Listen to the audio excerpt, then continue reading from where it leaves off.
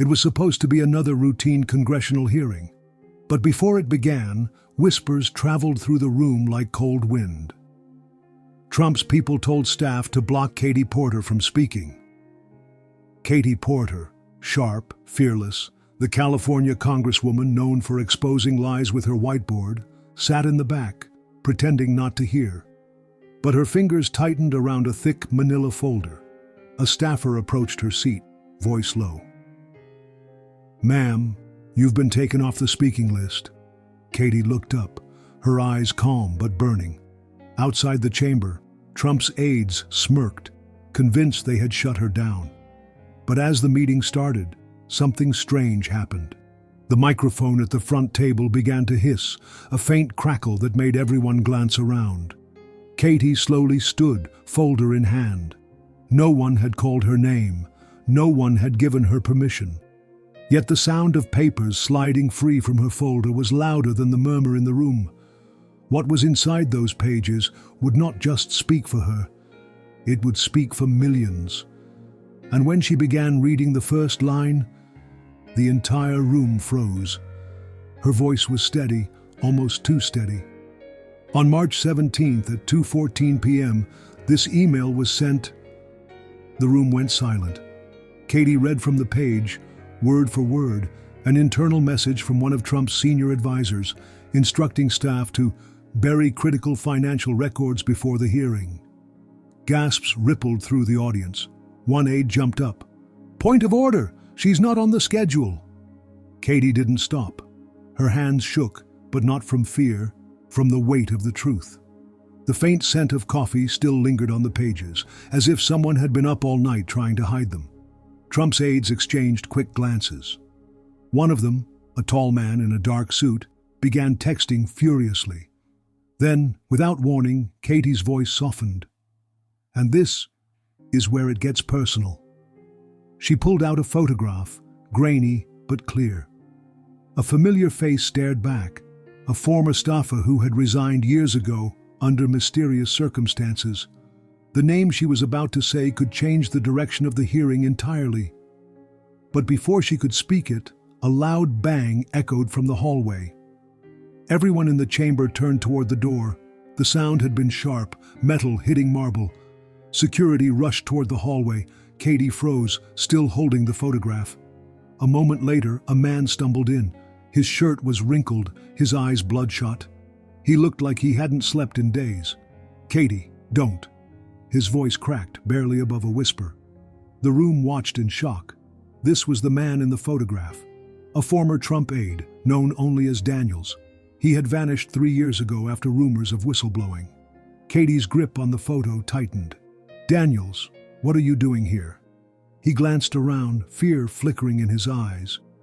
"If you read that name out loud, you won't make it home tonight." A murmur spread through the room. Trump's aides were suddenly on edge, some whispering, others stepping toward the exit. Daniels pulled a small flash drive from his pocket and set it on the table. "This is bigger than you think." The drive slid toward her and stopped inches from the microphone. What was on it could either save her or destroy her. Katie stared at the small flash drive glinting under the fluorescent lights. "Daniels, what's on this?" she asked. He swallowed hard. "Proof. And not just about Trump blocking you today. It's worse than that." A few members of the committee shifted uncomfortably. The air smelled faintly of dust and old carpet, but underneath, Katie caught a whiff of something sharper. Fear. One of Trump's aides stepped forward, his jaw tight. "This hearing is out of order." Daniels ignored him. "They've been hiding records and conversations, ones that could bring down people in this very room." Katie's eyes searched his. She saw not just exhaustion, but guilt. "Why now?" His voice cracked. "Because if I don't speak now, I'll never get the chance again." A sudden power flicker dimmed the lights. Gasps echoed. Katie reached for the drive, but before her fingers touched it, an aide's hand slammed down on the table. The drive spun to the floor and slid under a chair. Everyone froze. Katie bent down, eyes fixed on the flash drive under the chair. But before she could reach it, the aide kicked it across the floor.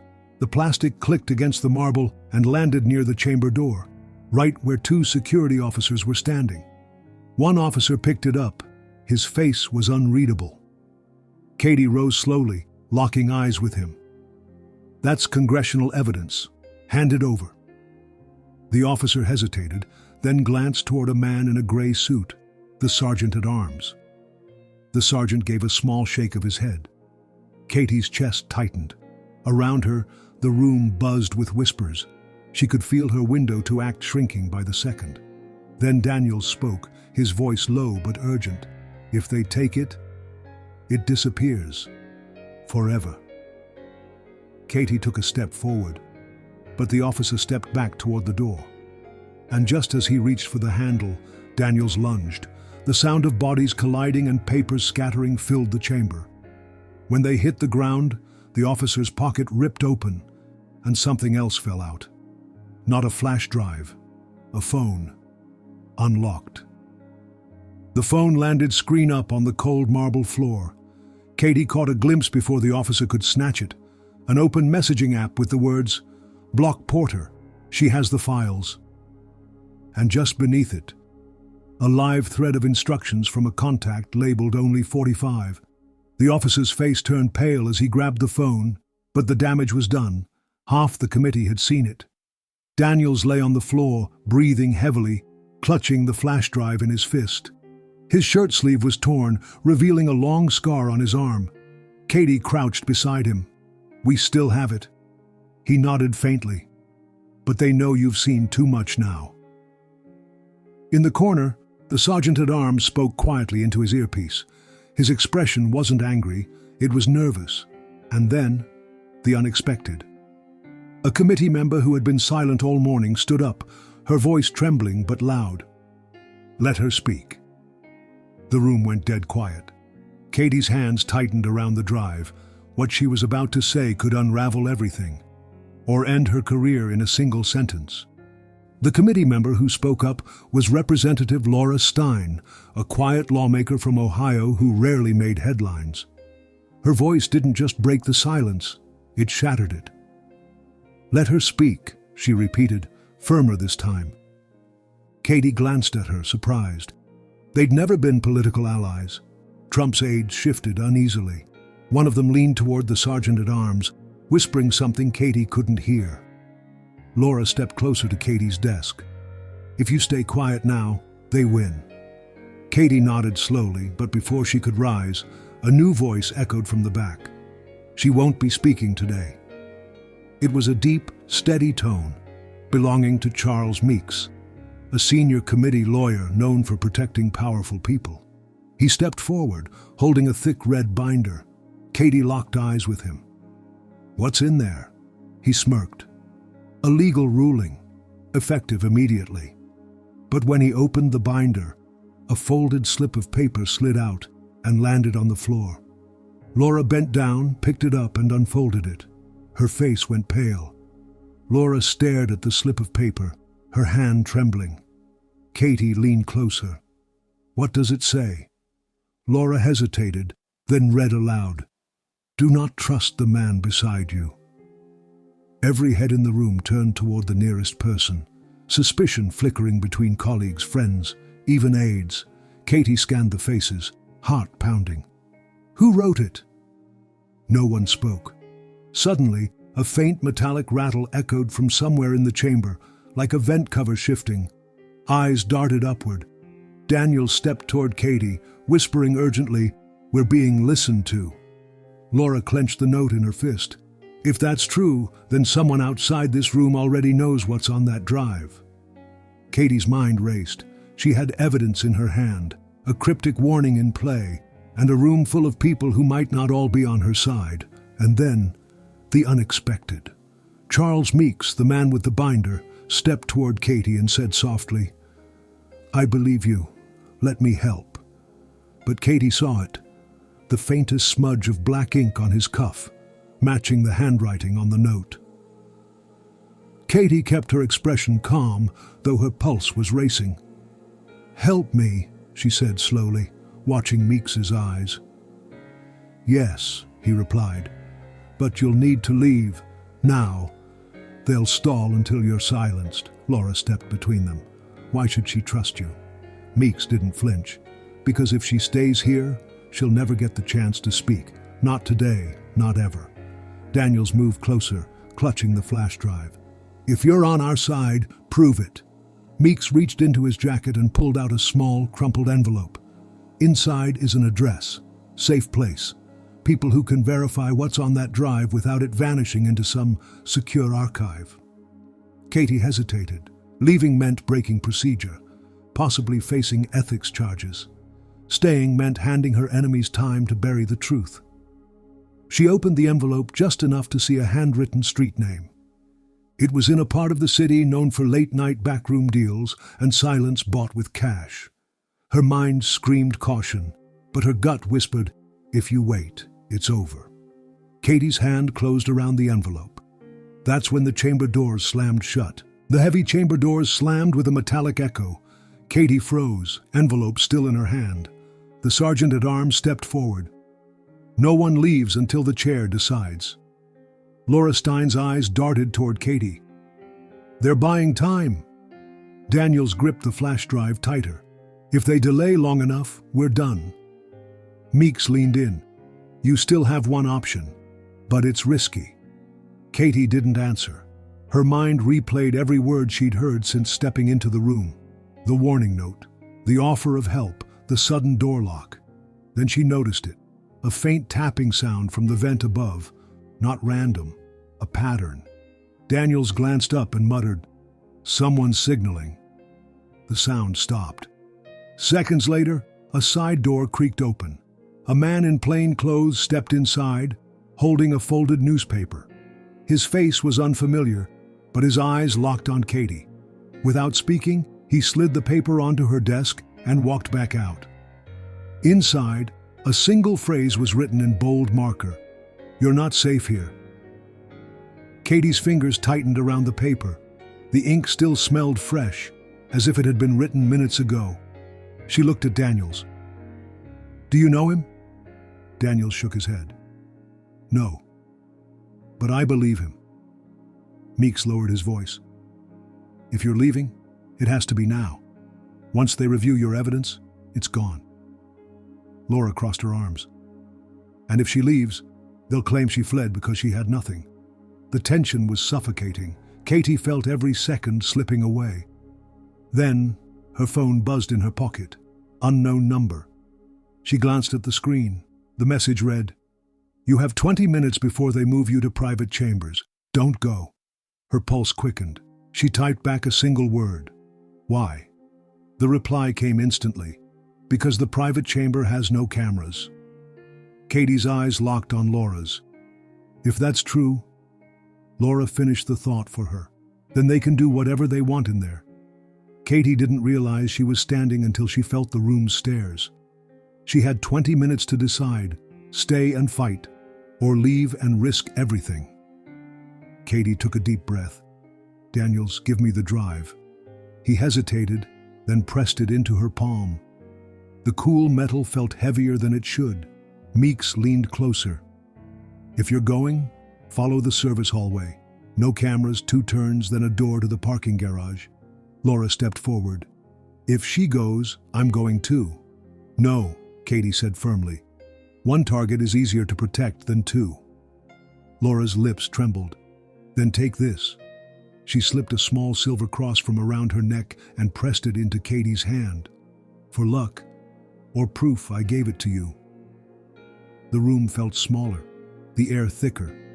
The faint hum of the lights above seemed louder, almost like a warning. Katie glanced once at the sealed main doors, then at the side hallway.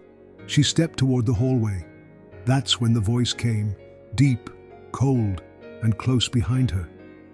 "If you take one more step, you'll never see daylight again." Katie froze. The voice was close enough that she could feel the heat of the breath on her neck. She turned slowly. It was Representative Cole, a man she'd only spoken to twice in her career, known for his unwavering loyalty to Trump. His face was calm, but his eyes were empty. "You think this is about politics?" he said. "It's about survival." Katie's hand tightened around the flash drive in her pocket. Survival for who? Cole leaned in, his tone almost pleading. For everyone you care about. Walk away now and nothing touches them. For a moment she saw something human flicker across his face. Fear. But before she could respond, a loud crash echoed from the hallway. Someone was shouting her name. Cole's expression changed instantly. You didn't tell anyone, did you? Katie didn't answer. The shouting grew louder. Footsteps pounded toward them. Cole stepped back into the shadows, his voice low and sharp. If you speak today, you won't be the only one they erase. The side door burst open. It was Laura, breathless and pale. Katie, we have to move. Now! Behind her, a uniformed security officer scanned the hallway nervously before closing the door. His name tag read J. Rios. I'm off duty, Rios said quickly. But I couldn't watch them corner you. They're prepping the private chamber. Katie glanced toward the corner where Cole had stood, but he was gone. Rios handed her a folded photograph. This was taken yesterday. Katie opened it, and her stomach dropped. It was her children, walking home from school. A black SUV sat in the background. The edges of the photo were still warm, as if it had just been printed. Laura grabbed her arm. Katie, this is more than a hearing now. They're making it personal. Katie felt a lump in her throat, but her voice was steady. Then we make it personal back. She slipped the flash drive into Laura's coat pocket. If I don't make it out, you show them. All of it. A faint smell of cigarette smoke drifted in from the hallway. Someone was waiting. Katie stepped into the service hallway. The hum of the overhead lights was replaced by the distant roar of protesters outside. Their chants were muffled, but growing louder. Laura was a few steps behind, clutching her coat tight. Rios moved ahead, scanning each corner like he expected an ambush. Halfway down the corridor, they reached the junction, left to the garage, right back toward the chamber. Rios whispered, "This is it. Which way?" Katie looked at Laura.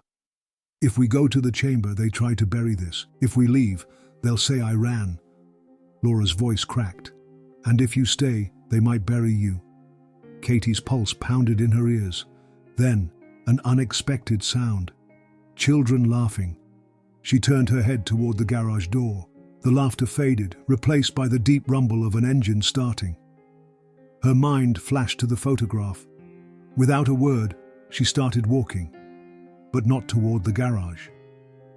Laura's voice followed her, trembling. "Katie, are you sure about this?" Katie didn't look back. "I'm done running." Katie's heels clicked against the cold marble floor as she stepped toward the chamber. Each step felt heavier, like she was walking into a storm she couldn't see. Laura's breathing was shaky behind her. "If you do this, there's no undo button." Katie didn't slow down. "There's no undo button for what they've done either." As they neared the double doors, two staffers in dark suits blocked the way. One of them, a tall man with a scar above his eyebrow, muttered into an earpiece. "Katie Porter is not cleared to enter," he said flatly. Katie took a deep breath, her fingers brushing the hidden flash drive still tucked in Laura's coat. Then she saw it, through the narrow glass panel in the chamber door. A familiar figure at the podium. It wasn't Trump, it was Cole. He was speaking into the microphone, his voice calm but urgent. And on the screen behind him was her name. Katie froze. Cole's eyes lifted from the papers and locked with hers through the glass. For a moment, the noise around her faded. The hum of cameras, the muffled voices. She saw something raw in his expression. Then he spoke into the mic. "I have information that must be entered into the record, regardless of the consequences." The guards shifted uncomfortably. Laura whispered, "Katie, what is happening?" Katie's chest tightened. This was the man who had told her to walk away, who had shown her fear like a warning. Now he was breaking ranks for her. A single bead of sweat rolled down his temple as he pulled a small drive from his pocket. Not hers, but identical. The staffers moved toward him. The tension in the room was electric. Cole raised his voice. "This is evidence they didn't want her to show you, so I will." Katie's pulse hammered in her ears. She reached for the door handle, and the lights in the chamber went out. Gasps erupted in the darkness. Katie shoved the door open. A faint glow from a backup generator lit the edges of the room. She could make out Cole's silhouette, still at the podium, gripping the mic. Without hesitation, she strode forward. "If they cut the lights, then I'll be the light." Her voice carried across the room, steady and defiant. Laura was already moving, plugging her phone into the chamber's screen port. Within seconds, the monitors flickered back to life, showing the files from Katie's flash drive, bank records, secret memos, dates that matched closed-door meetings. A murmur spread through the crowd like a wave. Katie looked at Cole. He gave the smallest nod, the kind you give when you've decided there's no turning back. Security swarmed toward them, but the images were already streaming live online. Katie's final words cut through the chaos. "This isn't my fight alone anymore. It's yours too." The camera lights flared brighter as reporters surged forward, and somewhere, far beyond the chamber walls, a black SUV engine roared to life. If this shook you, if you believe the truth still matters, hit like, share this story, and subscribe so more people can see what they tried to hide.